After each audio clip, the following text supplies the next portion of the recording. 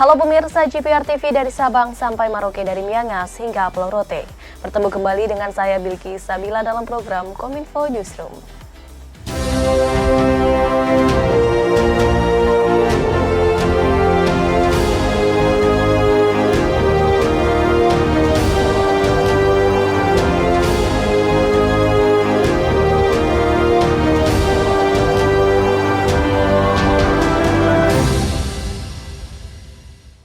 Pemirsa, inilah Kominfo Newsroom selengkapnya. Presiden Republik Indonesia Joko Widodo pada Rabu 22 November 2023 bertolak ke Tanah Papua. Kunjungan Presiden ke Biak Numfor, Provinsi Papua, guna melakukan sejumlah agenda kerja, mulai dari pemeriksaan komplek pergudangan Bulog, hingga bertemu dengan para siswa pelajar, hingga meresmikan kampung nelayan modern, dan juga keseruan bermain bola dengan anak-anak Papua. Agenda pertama Presiden Joko Widodo di Biak Numfor, Provinsi Papua dibuka dengan membagikan bantuan pangan cadangan beras pemerintah atau CBP kepada sejumlah keluarga penerima manfaat di Komplek Pergudangan Bulog Mandala, Biak Numfor. Dalam kesempatan tersebut, Presiden mengatakan pemerintah akan terus menyalurkan bantuan pangan cadangan beras pemerintah kepada penerima manfaat hingga bulan Maret 2024 dengan 10 kg setiap bulannya. Presiden juga mengimbau bagi masyarakat yang belum terdaftar sebagai penerima bantuan agar segera mendaftarkan diri ke RT RW setempat untuk didaftarkan masuk dalam kuota tambahan. Dalam kesempatan yang sama, usai membagikan bantuan beras, Presiden Joko Widodo mengajak masyarakat bermain kuis wawasan kebangsaan dengan hadiah berupa sepeda. Nanti Ibu dan Bapak akan mendapatkan lagi nanti di bulan Desember. Kemudian dilanjutkan lagi Januari, Februari, Maret. Setuju enggak? Yang enggak setuju tunjuk jari. Usai membagikan bantuan beras pemerintah di pagi hari, suasana lapangan sepak bola Sarido, Kabupaten Biak Numfor, Provinsi Papua di sore hari lebih ramai dari biasanya. Masyarakat antusias dan bersorak kala melihat aksi orang nomor 1 di Indonesia bermain sepak bola. Mengenakan jersey nomor punggung 23, Presiden Joko Widodo antusias bermain bola dengan para siswa. Hal itu terlihat dari semangatnya Presiden menggiring bola meliuk-liuk di lapangan hingga berhasil mencetak 1 gol. Ajakan bermain bola oleh Presiden bertujuan memotivasi para siswa untuk tidak ragu mengasah bakat bibit muda Indonesia dalam sepak bola. Presiden menilai pembinaan pemain harus dilakukan sejak usia dini. Bibit-bibit itu perlu dibangun dari yang paling bawah, usia dini, kemudian ada football academy untuk yang anak-anak dan remaja, sehingga nanti bisa masuk ke U14, masuk ke U17, bisa masuk ke U20 dan seterusnya. Saya kira memang pembinaan itu memang harus dari dasar, dari bawah untuk memperbaiki skill, memperbaiki fisik. Menutup agenda di hari Rabu malam, Presiden menjumpai para siswa SD dan SMP di Kabupaten Biak Numfor di Ballroom Padaido Swiss Bell Hotel. Dalam pertemuan sesi tanya jawab itu, Presiden memberikan kuis matematika, juga mempersilahkan para siswa untuk bertanya langsung. Presiden takjub dengan metode gasing atau metode hitung cepat yang dipelajari para siswa. Pasalnya, salah satu siswa berhasil menjawab pertanyaan perhitungan matematika dengan metode hitung gasing tersebut. 458 tambah 289.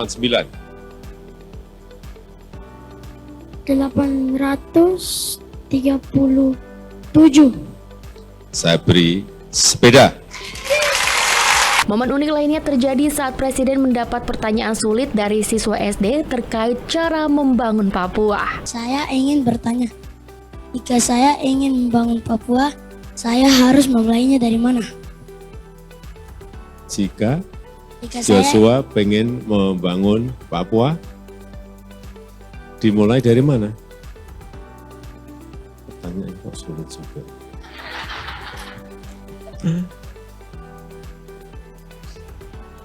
Dimulai dari mana? Dimulai dari belajar.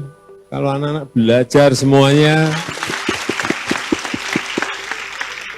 belajar anak-anak tugasnya belajar, dimulai dari situ. Anak belajar, nanti pinter, semuanya bersama-sama bangun Papua. Setuju? Pemirsa, Presiden Joko Widodo meresmikan 2 bandara baru di Papua, tepatnya Bandara Siboru dan Bandara Dau Aturure Nabire di Papua Tengah. Dengan hadiran 2 bandara tersebut, Presiden berharap mampu meningkatkan konektivitas transportasi di wilayah setempat dan memacu pertumbuhan ekonomi baru ke depannya. Presiden Republik Indonesia Joko Widodo meresmikan operasional Bandara Siboru Fakfak Papua Barat dan Bandara Dau Aturure Nabire Papua Tengah Kamis 23 November 2023 untuk meningkatkan konektivitas transportasi di wilayah setempat. Hal ini terlihat dari sulitnya akses transportasi yang dilalui masyarakat Papua sehingga memerlukan waktu tempuh selama berjam-jam hingga berhari-hari untuk sampai ke suatu daerah. Dalam sambutannya, Presiden mengatakan Bandara Siboru akan menjadi jembatan udara di wilayah Papua Barat untuk menghubungkan Fakfak, Sorong, Timika, Kaimana, Amahai, Dobo, Bintuni, dan sejumlah daerah lainnya. Presiden pun meminta seluruh pihak termasuk pemerintah daerah dan masyarakat untuk bisa memanfaatkan bandara ini sebaik-baiknya, memanfaatkan akses yang semakin terbuka, serta mampu membuka banyak peluang untuk memicu tumbuhnya ekonomi baru di tanah Papua. Saya minta pemerintah daerah, masyarakat bisa memanfaatkan bandara ini sebaik-baiknya, memanfaatkan akses yang semakin terbuka untuk memperkenalkan potensi yang ada di daerah kita ini. Memperkenalkan destinasi wisata yang ada dan meningkatkan kunjungan wisatawan ke tanah Papua. Dan dengan mengucap Bismillahirrahmanirrahim, pada siang hari ini saya resmikan Bandar Udara Siboru di Kabupaten Fakfak, Provinsi Papua Barat, dan Bandara Udara Dau Aturure di Kabupaten Nabire, Provinsi Papua Tengah. Presiden Joko Widodo juga melakukan sejumlah kunjungan kerja di tanah Papua. Salah satunya yaitu menghadiri puncak acara SEL Teluk Cendrawasih 2023. Dalam kegiatan ini, Presiden berharap dapat memperkenalkan budaya Indonesia, khususnya tanah Papua.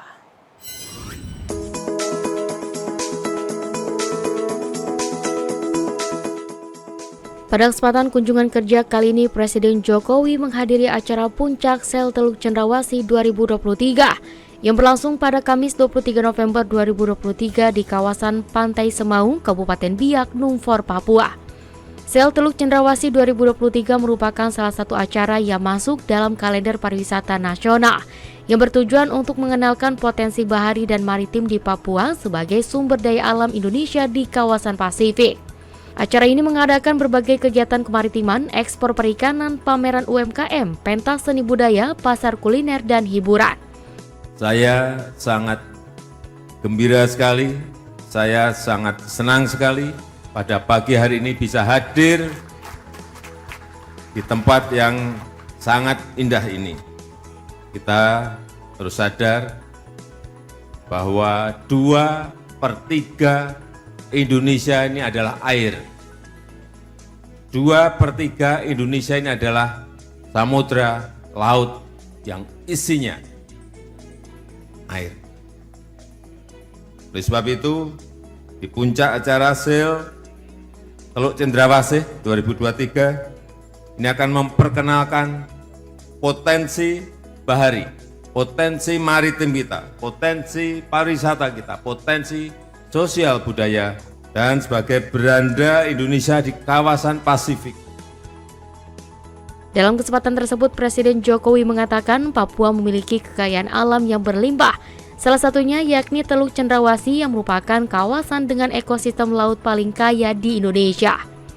Selain itu, Presiden berharap dengan adanya SEL Teluk Cendrawasih ini dapat memperkenalkan budaya, tarian, musik, dan produk-produk lokal Papua ke level nasional hingga level global. Presiden juga berpesan agar SEL Teluk Cendrawasih ini dapat ditingkatkan serta lebih banyak melibatkan masyarakat dan UMKM di tanah Papua. Informasi lainnya pemirsa, Komisi 8 DPR Republik Indonesia gelar pendapat dengan Dirjen Pelaksanaan Haji dan Umroh Kementerian Agama atau BPKH dan Direktur Utama PT Garuda Indonesia. Rapat ini membahas biaya penyelenggaraan ibadah haji atau BPIH 1445 Hijriah atau 2024 Masehi.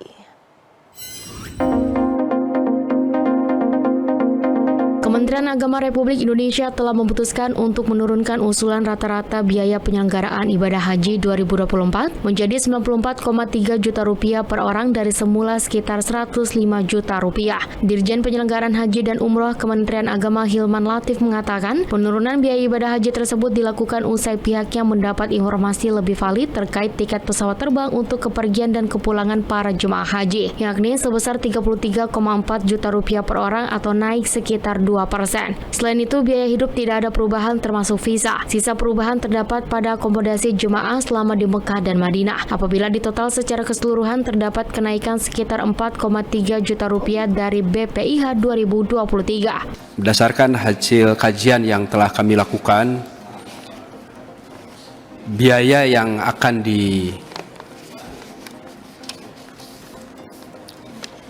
biaya atau BPIH yang sudah kami rumuskan ya, itu berkisar 94,3 juta. Ya. 94,3 juta, Pak. Ini sudah melakukan rasionalisasi pada berbagai aspek. Penetapan biaya haji masih akan terus dibahas dalam rapat panja BPIH bersama Komisi 8 DPR RI, termasuk di dalamnya formulasi biaya perjalanan ibadah haji dan nilai manfaat hasil kelola Badan Pengelola Keuangan Haji. Anggaran tersebut nantinya akan dibagi dalam dua komponen, yaitu komponen yang dibebankan langsung kepada jemaah haji dan komponen yang dibebankan kepada dana nilai manfaat. Pemirsa, usai jeda kami akan kembali dengan informasi lainnya. Tetaplah bersama kami dalam Kominfo Newsroom.